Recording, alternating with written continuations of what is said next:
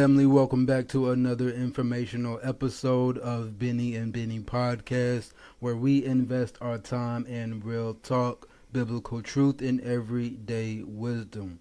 We appreciate you guys for checking back in with us another week to another episode. And I am your host, Bennie Williams Jr. This here is my co-host, my father, Bennie Williams Sr. On today's episode, the topic of the day is making every minute work for you. You want to go ahead and take it away with the topic? Yeah, so this is kind of interesting topic. So we're looking at the time that we use each and every day, how we use it, whether we use it wisely or we use it foolishly. So here's my question to you. If you wake up tomorrow morning, you had $1,440 into your bank account, and you noticed that when you got up in the morning, what would you do with that?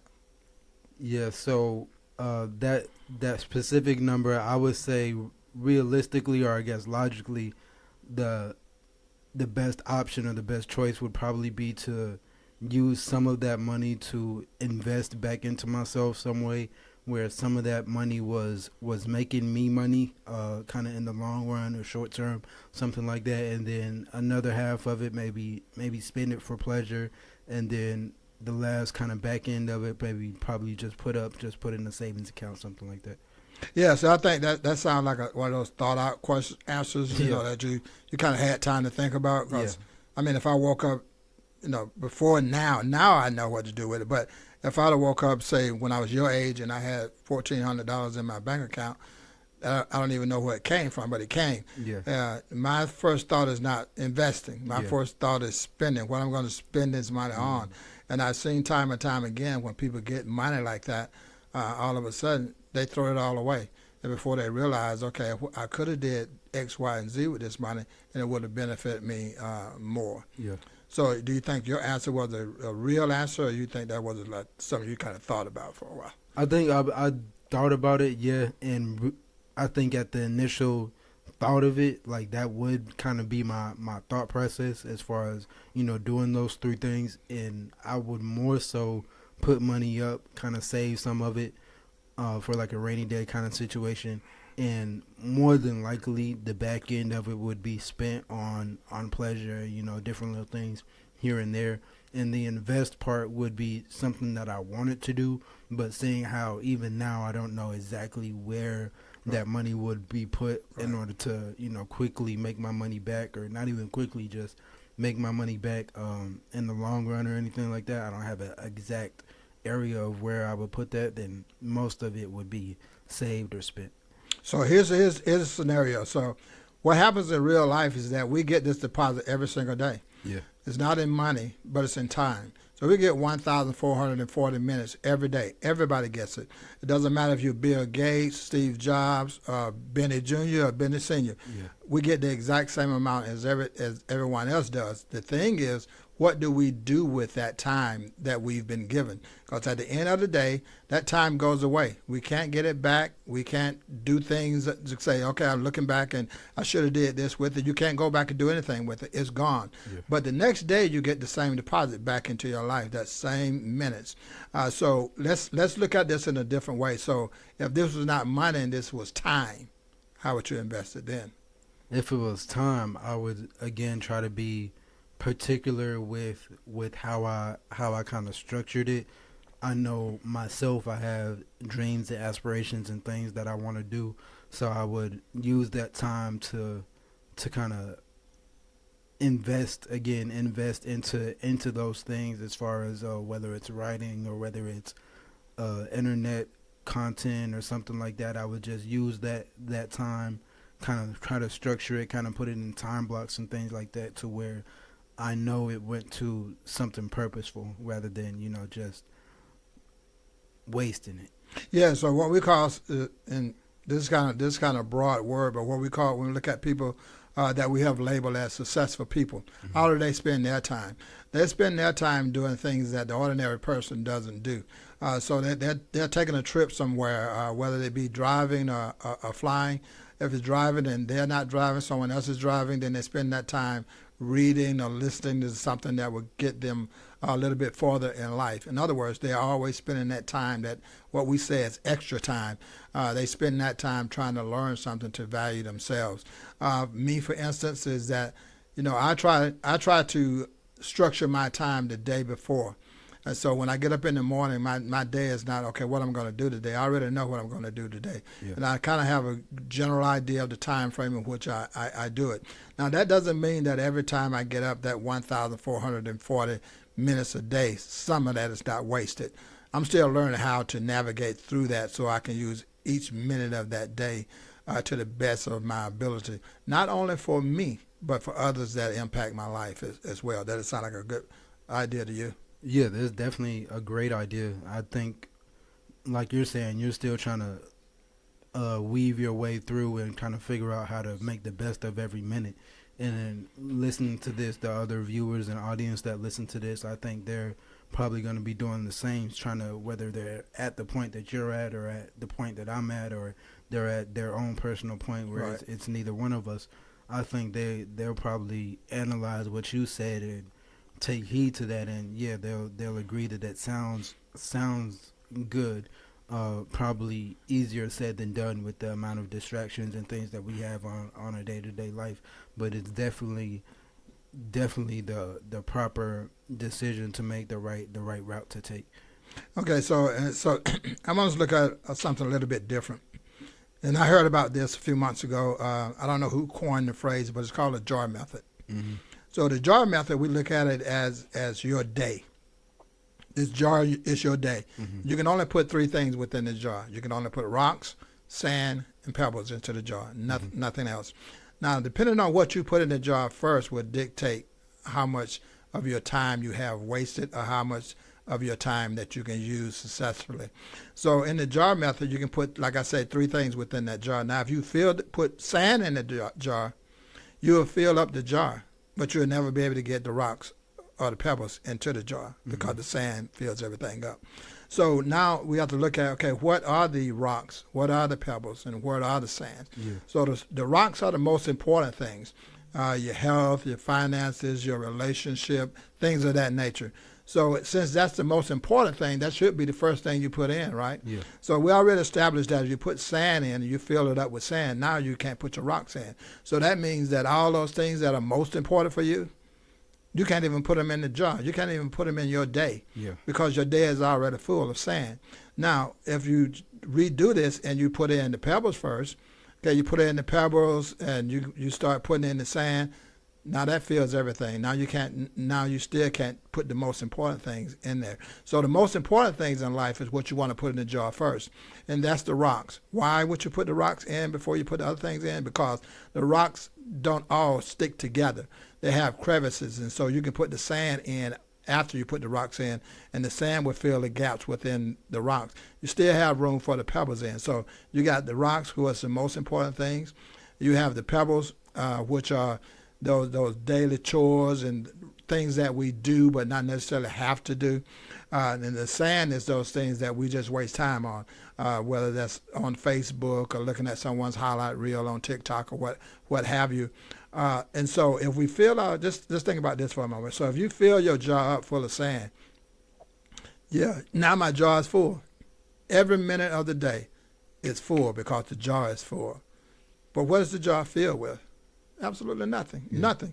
It's filled with nothing that can take you, that adds any value to your life or any value to anyone else's life. So I think it's a real good analogy. I don't know, like I said, I don't know who coined the phrase or anything like that, but when I began to look at it and began to analyze it, it actually helped me to design my day a little bit better, that I may get more benefits from it. Yeah, for sure, absolutely. I personally have never heard of the jar method phrase either, and listening to you break it down, until you broke it down, I was kind of lost as far as the sand, the pebbles, and the rocks. Mm-hmm. But understanding that, the rocks have, because like you kind of said, I wouldn't think to put the rocks first because I'm thinking the rocks are big, and the rocks are, you're only going to be able to fit 4 or 5 rocks in a jar. But when you break it down to, there can be different size rocks, and the rocks have crevices and cracks and different things. The pebbles are probably a smaller pebble, and everything can fit in the jar when you start with the rocks first. Mm-hmm. When you start with the pebbles first, those kind of stack on top of each other, and then the rocks maybe lay over that, and you'll still be able to fit some sand in there. But the most important thing is the rocks, and that's what you want to start with. So listening to that method and listening to you break that down, I would definitely say that I'm probably going to revisit this episode myself and kind of analyze the episode and take that method and try my best to apply it to my life to make sure that I'm also using my 1,440 minutes a day wisely and investing rocks, pebbles, and sand last. Yeah, because I never thought of that. I never saw time broken down like that in the minutes. Like 1,440 minutes. How much time is that? That's a day. That's a day. Mm-hmm. And it can go by so quickly. So we have to know how to craft that so we can get the most benefits out of it. And we have to look at it in the sense that, okay, I'm not just getting the most out of it for me, but I'm getting the most out of it for others in my life, because I'm using my time very, very wisely. And like you just said, and like I said before, if you put the sand and the pebbles in there, you still might get a rock in there. Yeah. But that's the most important things. Yeah. And you was only able to get one thing in there. Yeah. When you got 6, 7 things over here that's very important to you that you should have put into your day. And this is the amazing thing about it. And I kind of look at my day a whole lot differently after going through this and studying the concepts behind the joy method, is that I can look back at that jar at the end of the day and figure out, okay, this is why I wasted my time. Yeah. Now, that's the bad thing. The good side of it is that I can look at it. Yeah. Because now, tomorrow, I'm going to get another deposit. I'm going to wake up, I'm going to have another deposit. Yeah. I'm going to have another 1,440 minutes. Now I have a better idea of what I'm going to do with it. And if you don't start your day off the right way, your day will control your day. Yeah. Not you controlling your day. And that's why for me, I outline my day the day before. So the next day is governed. I know what I'm going to do at 10 o'clock. I know what I'm going to do at 12 o'clock. I know exactly what I'm going to do. And I don't like anything. And let's not forget life comes into play. Yeah. So that sometimes things can throw you off of that. But I know who I need to be. Yeah. And I know who I'm supposed to be. So even if I get off track, I can get back on track because I know who I'm supposed to be. Yeah, being able to be that structured and hold yourself accountable, that's a major key as far as being able to apply that to your life and be successful in the long run. I think that's a major key. And with listening to that jar method, I think it's important, like you said, to be able to analyze and take one day at a time to be able to, plan your day ahead. And then once you plan your day ahead, live that next day and do what it is that you plan to do, and then be able to analyze where in your life are the rocks, where in the life are the pebbles, where in your life is the sand, and be able to really analyze that and be honest with yourself about how much time that you spent on the rocks, the pebbles, and the sand, and where you're going to go moving forward to your next day. After at the end of the day, you've analyzed, okay, I did this, that, and the third. I used this roughly around, this much time doing this, or I was able to get this. Rocks are big things. Those are the important things. So I was able to do 3 major things today. I feel accomplished doing that, when I really could have did maybe 5 or 6 if I didn't use up this much time scrolling or just kind of sitting back and watching TV or whatever it is that we might be doing just as for entertainment, or just just to waste time, just to pass time by. Really using that time to invest into ourselves productively and purposefully. Yeah, we all have what we call guilty pleasures in life. Yeah. Where we want to just relax and kind of do nothing. I like that. I'm sure you enjoy that too, because we all need that. I guess that outlet to where we can just kind of relax. But for me, I'm so motivated to do things, of doing things. And when I look at the jar method, what it has opened up for me is that I now have a blueprint. I can see the rocks that I didn't get in there. And then I began to have a greater understanding of why it's important that be the first thing that I focus on, the most important things in my life. Now, if I put some sand in there that's watching the news or whatever, I may have a little bit of room for that because I got all my rocks already in there. Yeah. The most important things for me, and then those second things that the chores and things that I need to do but don't have to do, I can put a few of those things in there. But my most important things are in there already.